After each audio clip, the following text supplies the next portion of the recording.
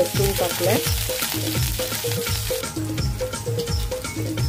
आणि हा आगरी मसाला आणि हे सुकं वाटण आहे, कांदा खोबरा त्याचं सुकं वाटण, कांदा खोबरा भाजलेलं सुकं वाटण टाकले।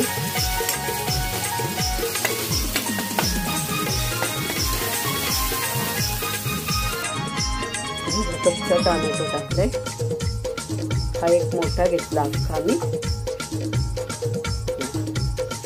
आणि हे थोडं मी चिंचेचं पाणी टाकले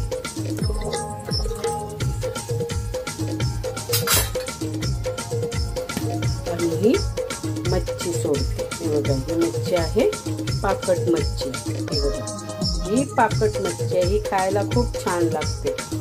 त्याला कांदा खोबरा वाटण दिलं ना छान लागते। मी कोकम नाही टाकत आहे, मी चिंच टाकले, चिंचेचं पाणी टाकले। ही आपली पाकट मच्छी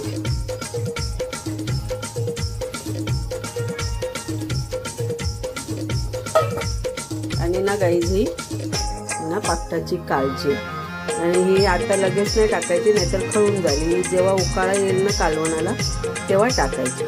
ते टाकलं मीठ, हे बघा गाईज कालवणाला उकाळा आलाय।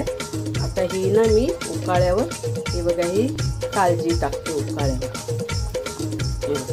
अशी उकाळ्यावर टाकली ना मग ती खळत नाही। आपण अगोदरच टाकली ना तर ती खळून जाते नाही का। तर मी या उकाळ्यावर काळजी टाकल्याने आता आपलं पाकटाचं कालवण लवकरात लवकर रेडी होणार आहे। तर या जेवायला कालवण झालं की